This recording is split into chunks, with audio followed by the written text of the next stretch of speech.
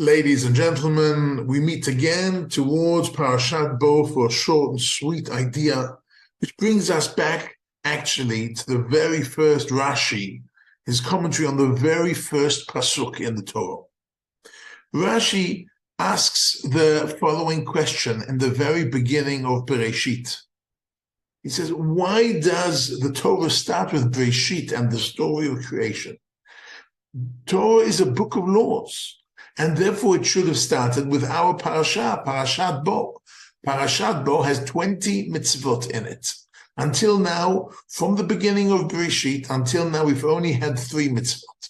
And all of a sudden, we're getting to Parashat Bo, and we get a whole list of 20 mitzvot. And since the Torah is a book of law, so we would expect it to start with Parashat Bo. That is the question of Rashi. But what does that really mean? Why are the mitzvot of Parashat Bo so important that they should have started off the Torah? That's my first question. The second question comes from a non-Jewish person who wasn't exactly a Jew lover, but he was astonished and amazed at the Jews. And we're talking about Mark Twain, who wrote in 1899 about the Jews, a paragraph, an essay, which afterwards was misused by the Nazis and was used well by Jews in different centuries. It's just an observation. He's not really he's making a statement here. He's making an observation, not really taking sides, but it's an interesting observation from a non-Jewish American author, Mark Twain. And this is what he writes. The Jew has made a marvelous fight in this world, in all the ages, and has done it with his hands tied behind him. He could be vain of himself and be excused for it. The Egyptian, the Babylonian, and the Persian rose, filled the planet with sound and splendor, then faded to dream stuff and passed away. The Greek and the Roman followed and made a vast noise, and they are gone. Other peoples have sprung up and held their torch high for a time, but it burned out, and they sit in twilight now or have vanished.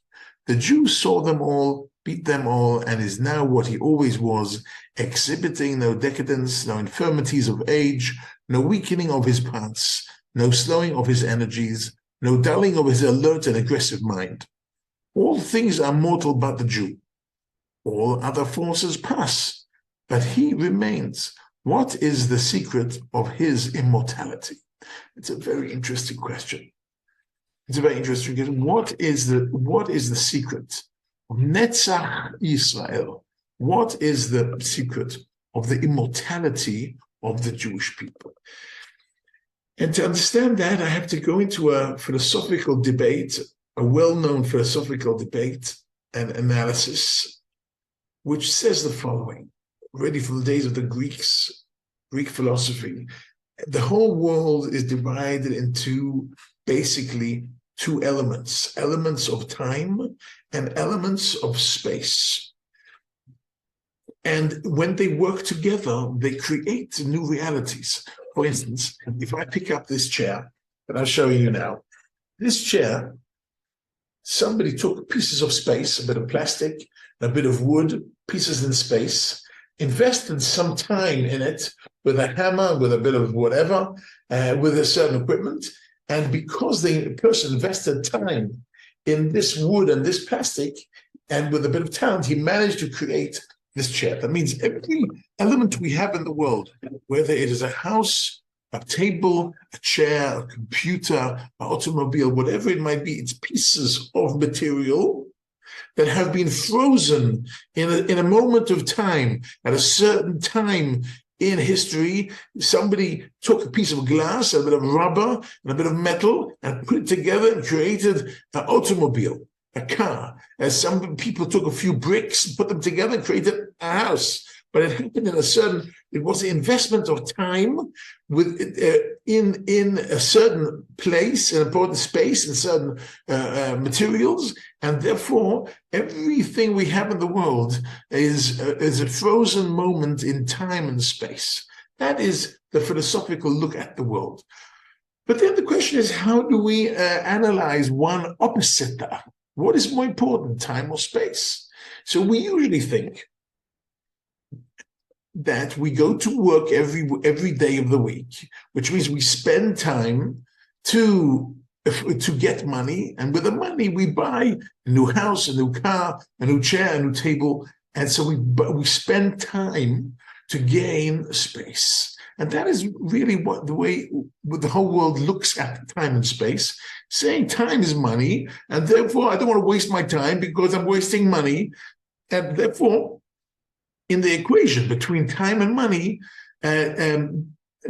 money seems to be more important than time. Otherwise, you wouldn't be spending time to gain money. That is true, except for one day a week. When it gets to Shabbat, we do the opposite. What is Shabbat really about philosophically?